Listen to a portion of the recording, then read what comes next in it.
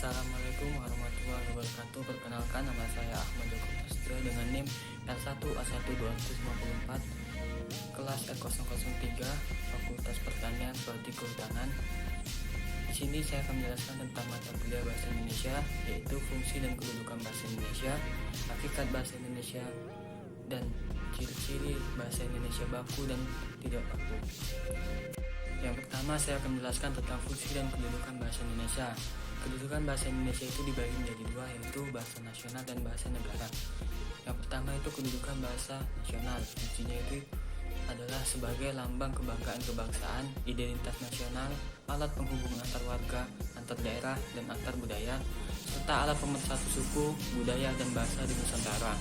Dan yang kedua itu kedudukan bahasa Indonesia sebagai bahasa negara. Fungsinya itu adalah sebagai bahasa resmi kenegaraan, bahasa pengantar pendidikan, alat penghubungan tingkat nasional, dan alat pengembangan kebudayaan, ilmu pengetahuan, dan teknologi. Yang kedua itu ada hakikat bahasa Indonesia. Hakikat bahasa itu sendiri dapat dimaksudkan bahasa menjadi alat komunikasi yang diperlukan dalam komunikasi antar manusia sebagai makhluk sosial. Dan bahasa adalah sistem lambang bunyi yang arbitrer yang digunakan oleh para anggota kelompok sosial untuk bekerja sama, berkomunikasi, dan mengidentifikasi diri. Sifat-sifat bahasa itu yang pertama adalah sistematika, yaitu bahasa memiliki pola dan kaidah yang harus ditaati agar dapat dipahami oleh pemakainya. Dan yang kedua itu ada manasuka, karena unsur-unsur bahasa dipilih secara acak tanpa dasar, tidak ada hubungan logis antara bunyi dan makna yang disimbolkan. Yang ketiga itu ada ujar, karena bentuk dasar bahasa itu adalah ujaran. Dan yang keempat itu ada manusiawi, karena bahasa itu berfungsi jika manusia yang memanfaatkannya. Dan yang terakhir itu ada komunikatif, alat komunikasi atau alat perhubungan antar anggota masyarakat.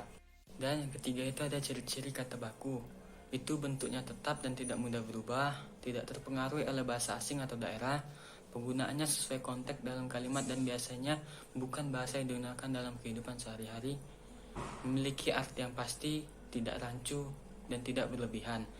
Sedangkan yang ciri-ciri kata tidak baku itu umumnya digunakan dalam kehidupan sehari-hari, dipengaruhi oleh bahasa asing atau daerah, dipengaruhi oleh zaman, dan bentuknya mudah berubah.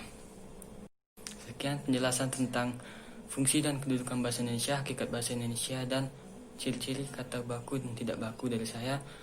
Kurang lebih saya mohon maaf. Wassalamualaikum warahmatullahi wabarakatuh.